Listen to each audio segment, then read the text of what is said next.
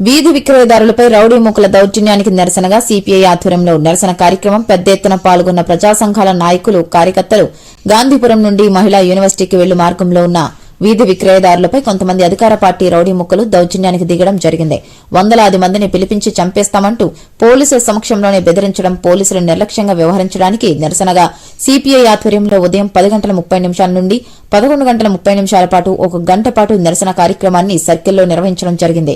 ఈ సందర్భంగా సిపిఐ జిల్లా కార్యదర్శి పి మురళి, ఏఐటీయూసీ జిల్లా ప్రధాన కార్యదర్శి రాధాకృష్ణలు మాట్లాడుతూ వీధి విక్రయదారులపై అధికార పార్టీ రౌడీ ముక్కలు దాడి చేయడం, అడ్డువచ్చిన నాయకులను దుర్భాషలాడటం, ప్రజాస్వామ్యాన్ని కాపాడవలసిన పోలీసులు ప్రేక్షక పాత్ర వహించడం క్షమించరానిదని, అధికార పార్టీ నాయకులకే కాకీలు అండగా ఉంటుందన్న విషయం వాస్తవమని, నిన్నటి ఘటన రుజువు చేస్తుందని, ఇది సరైనది కాదని, ప్రజాస్వామ్యాన్ని కాపాడవలసిన బాధ్యత, చట్టాన్ని కాపాడవలసిన బాధ్యత, పేదలకు అండగా ఉండవలసిన బాధ్యత పోలీసులపై ఉందని, అధికార పార్టీ నాయకులు కనుసన్నల్లో పోలీసులు వ్యవహరించడం సరైంది కాదని, క్షమించరానిదని అని అన్నారు.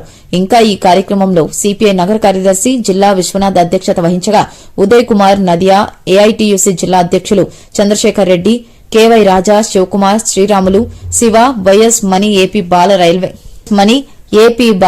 రైల్వే బాల, మంజుల, మహేంద్ర, పద్మనాభరెడ్డి, రవి, అల్లా, బకస్, వెంకటేష్, సురేష్, ప్రమీల, మంజుల, కవిత, పద్మ, రాజశేఖర్, శ్రీనివాసులు, బాలాజీ, సుధాకర్ తదితరులు పాల్గొన్నారు. ఈరోజు తిరుపతి పట్టణంలో మహిళా యూనివర్సిటీ సర్కిల్లో ఉన్నటువంటి వీధి వ్యాపారస్తులకు రక్షణ లేనటువంటి పరిస్థితి వచ్చింది.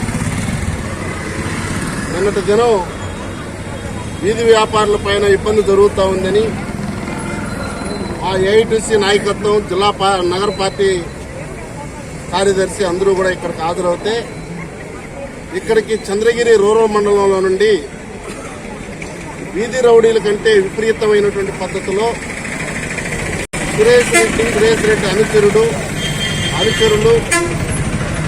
సుబ్రహ్మణ్యం నాయుడు వగైరా వచ్చి పోలీసుల సమక్షంలో 1 గంటలో 10,00,000 మందిని పిలిపిస్తాం, 100 మటర్లు చేస్తామని చెప్పేసి మాట్లాడితే పోలీసులు చేతులు ఎత్తేస్తారు. ఈ సిగ్గుసేటు లా అండ్ ఆర్డర్ పరిష్కారం చేయాల్సినటువంటి బాధ్యత పోలీసుల పైన ఉంది.